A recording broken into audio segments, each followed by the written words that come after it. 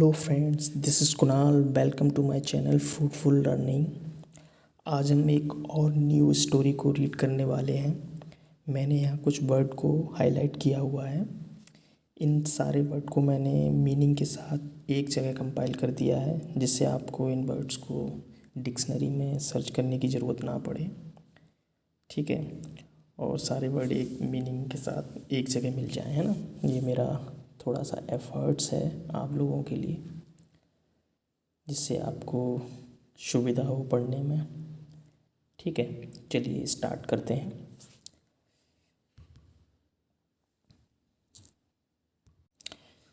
जैसा कि आप लोग देख रहे हैं, स्टोरी का नाम है, आज की स्टोरी का नाम है the merchants lie. The merchants का मतलब होता है व्यापारी। यहाँ पर मैंने पहले भी बताया है, एपोस्ट्रोफी का मतलब, इसका मतलब होता है जो कॉमा लगा हुआ है ऊपर, इसको बोलते हैं एपोस्ट्रोफी। और इसका मीनिंग होता है काकी के, मतलब द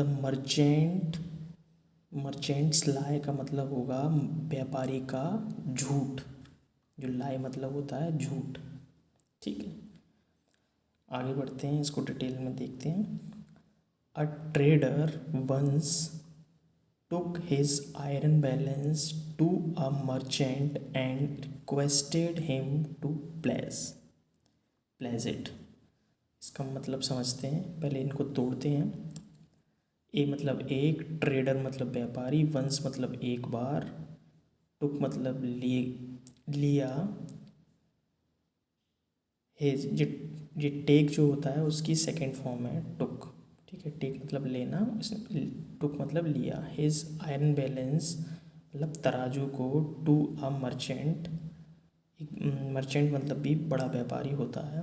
एंड रिक्वेस्टेड हिम, उससे आग्रह किया, उससे रिक्वेस्ट किया, हिम टू प्लेस, मतलब प्लेस का मतलब होता है गिरवी, इसे गिरवी रखने के लिए। मतलब एक व्यापारी एक बार अपने तराजू को बड़े व्यापारी के पास ले गया और उनसे रिक्वेस्ट किया। क्या रिक्वेस्ट की? कि इसे गिरवी रख लें, है ना। अपने तराजू को गिरवी रखने की रिक्वेस्ट की।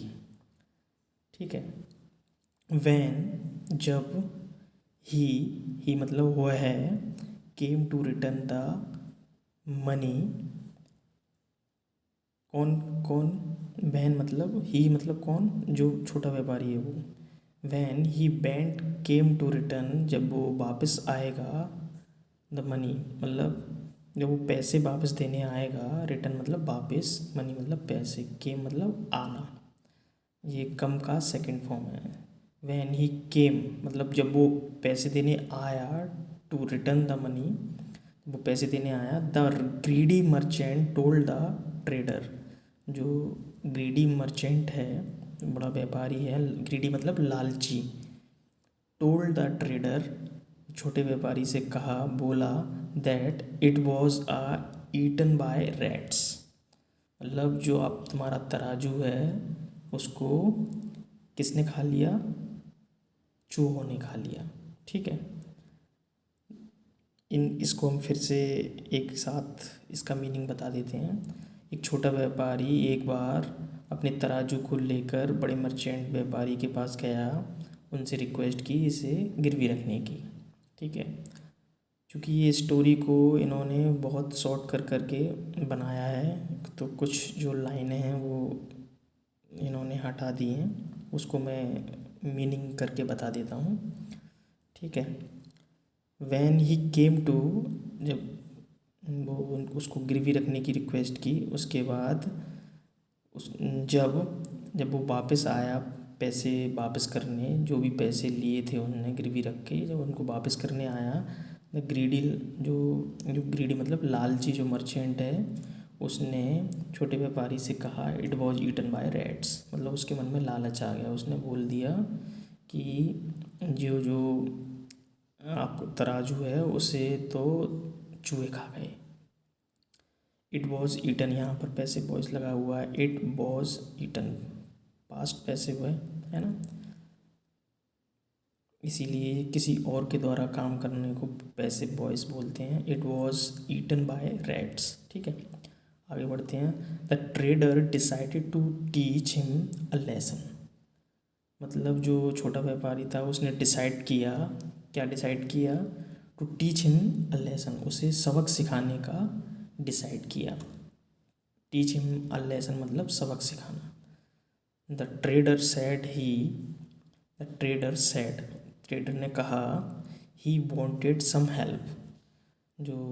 जिसको ठग लिया है, जो छोटा व्यापारी है, उसने कहा बड़े व्यापारी से, ही वॉन्टेड सम हेल्प, वो कुछ हेल्प चाहता है। वॉन्ट की सेकंड फॉर्म वॉन्टेड, पास्ट में चलती है स्टोरी, इसीलिए ये सारी जितने भी वर्ड हैं वो सेकंड फॉर्म या थर्ड फॉर्म की मेरे यहाँ पर डिनोट किए जाते हैं। The trader said he wanted some help. ठीक है, बड़े व्यापारी मर्चेंट से बोला उन्होंने कि मुझे कुछ मदद चाहिए, मैं कुछ मदद चाहता था। ही रिक्वेस्टेड दैट, उसने रिक्वेस्ट की कि the merchant send his son, कि मर्चेंट उसके साथ अपना बेटा भेज दे।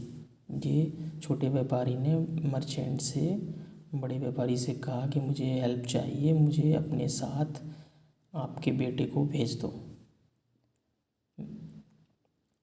ही, आगे बढ़ते हैं। He took the boy and hide him in a केव।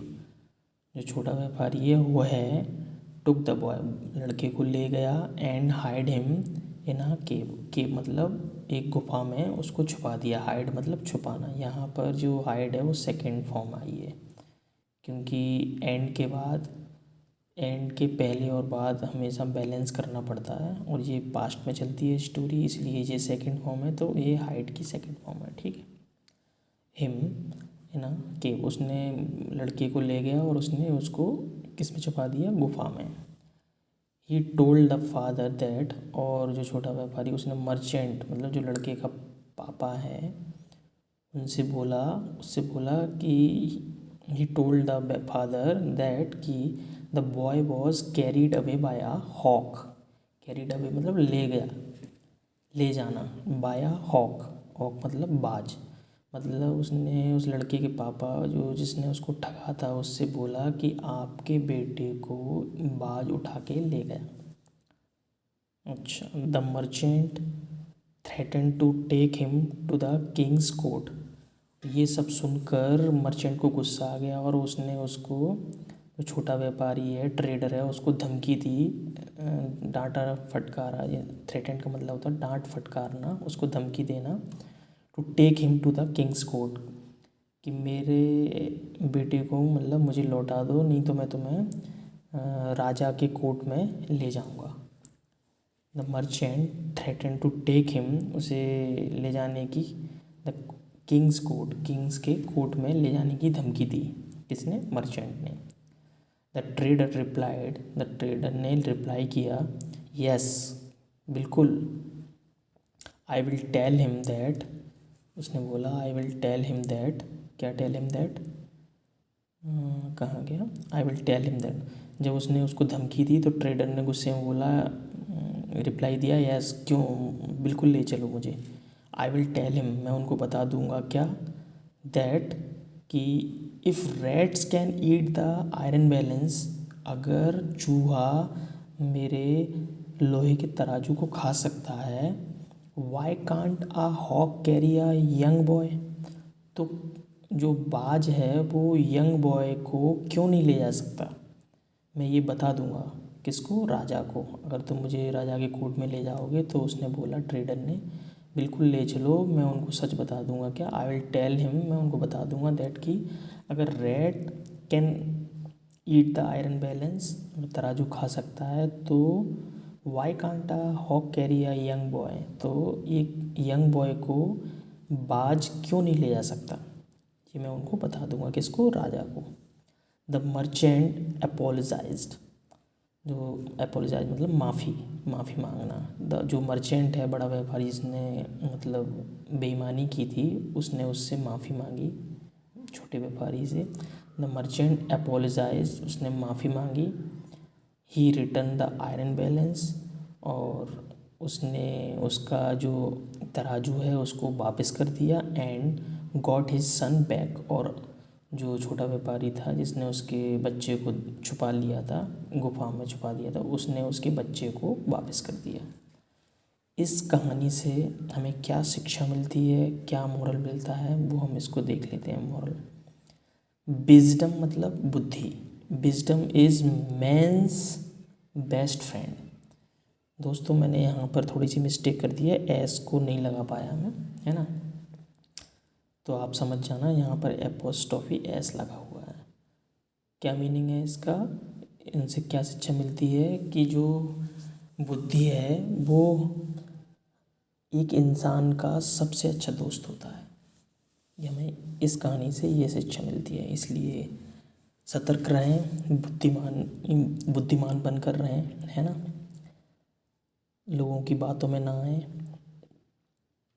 और अब लास्ट में मैंने इन सभी जो हाइलाइटेड वर्ड हैं उनको मीनिंग के साथ कंपाइल किया है, उसे भी आप देख लें, देखिए, और इनको अच्छे से मगअप कीजिए, और दोबारा से इनकी मीनिंग देखकर एक बार अपनी तरफ से रीड करने की कोशिश कीजिए, और फिर एकांत में बिना देखे इन्हीं वर्ड्स को माइंड में रखकर इसी स्टोरी को अपने शब्दों में दोहराने की, रिपीट करने की कोशिश करें, जिससे आपकी स्पीकिंग में भी मदद मिलेगी। ठीक है friends, okay friends, bye bye, take care, see you in the next video, take care.